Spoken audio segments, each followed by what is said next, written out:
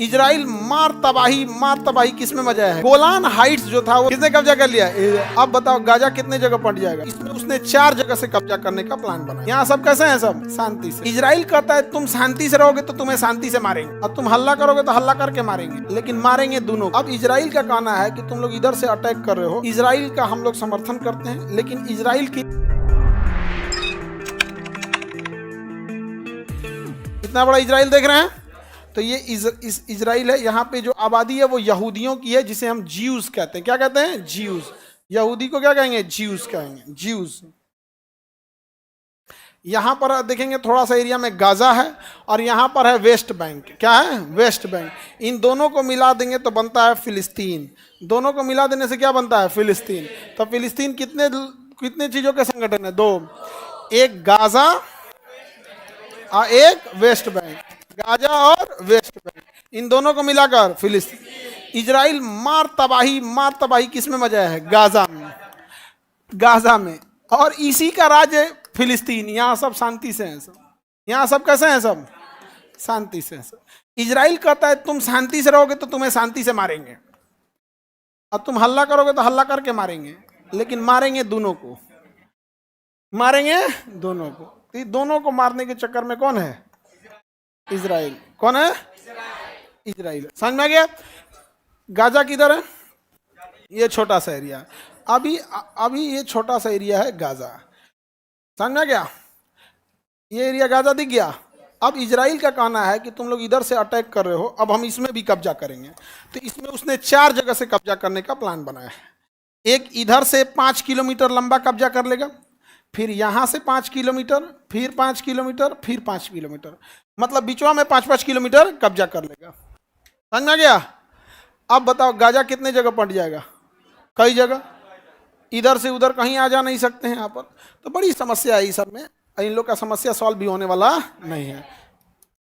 आगे बढ़े तो इजराइल देखते हैं। भारत से इजराइल का बहुत अच्छा संबंध है, और हम लोग किसी देश को समर्थन इस आधार पे नहीं करते हैं कि अच्छा है या खराब है। हमारे देश के लिए अच्छा है तो अच्छा है।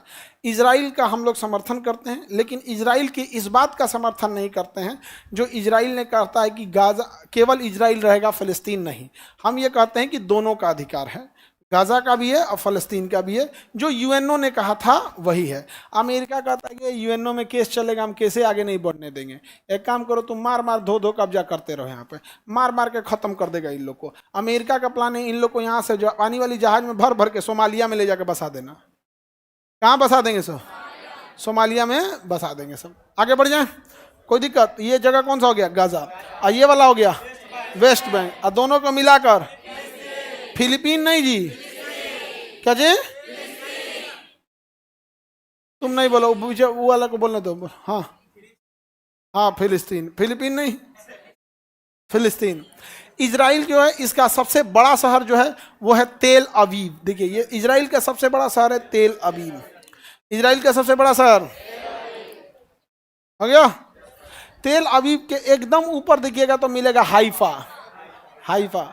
भारतीय सैनिकों ने हाइफा में भी युद्ध लड़ाई किया था। कहाँ लड़ाई किए थे? हाइफा में। और ये जगह कौन का नाम है? तेल अवीव। इजराइल का सबसे बड़ा शहर। और ऊपर में कौन जगह है? हाइफा। इजराइल दिख रहा है। इजराइल के ऊपर में ना आपको एक पहाड़ी मिलेगा, गोलान की पहाड़ी। देखिए गोलान हाइट्स मिला। गोलान की पहाड़ी यानी गोलान हाइट्स। गोलान हाइट्स से पानी का स्रोत आता है। क्या आता है? पानी का। गोलान हाइट्स जो था वो सीरिया का था। गोलान हाइट किसका था? किसने कब्जा लिया? किसने कब्जा कर लिया? सीरिया में दम है तो ले लो। सीरिया के पास अगर दम है ले लो। किसका कब्जा लिया? सीरिया का। सीरिया का। और इतना नहीं है कि सीरिया कब्जा करने नहीं आया था, सीरिया भी कब्जा करने आया था। हमला किया था सीरिया ने, लेकिन सीरिया के टैंक्स की मारक क्षमता 1.5 किलोमीटर थी, और इजराइल के टैंक की मारक क्षमता 2 किलोमीटर थी। तो इजराइल का टैंक ठीक सामने रहता था, अब मारता था सीरिया के टैंक को, उधिया जाते थे। और सीरिया का टैंक महज मार सकता था कितना? 1.5 किलोमीटर। महज कितना मार सकता था? 1.5 किलोमीटर। कितना? 1.5 किलोमीटर। समझ में आ रहा है कि नहीं आ रहा है? किसी को दिक्कत? आगे बढ़ जाए।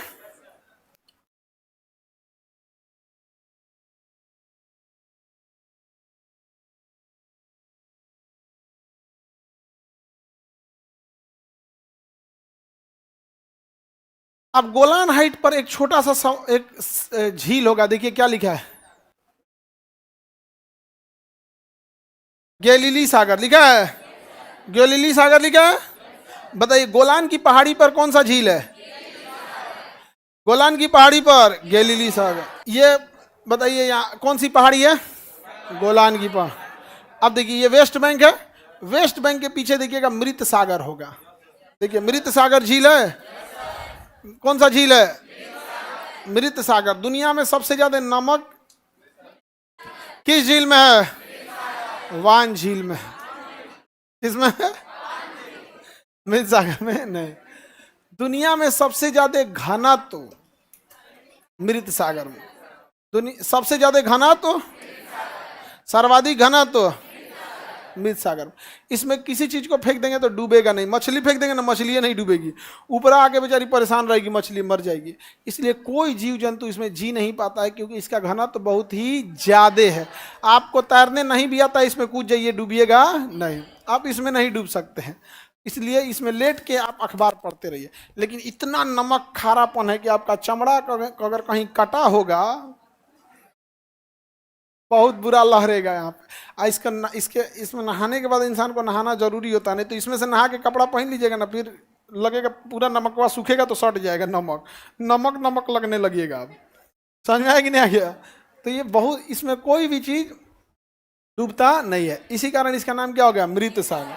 कोई चीज न डूबने के कारण इसका नाम क्या हो गया? मृत सागर। न डूबने के कारण नाम, कोई दिक्कत? मृत सागर बताइए कहां पर है?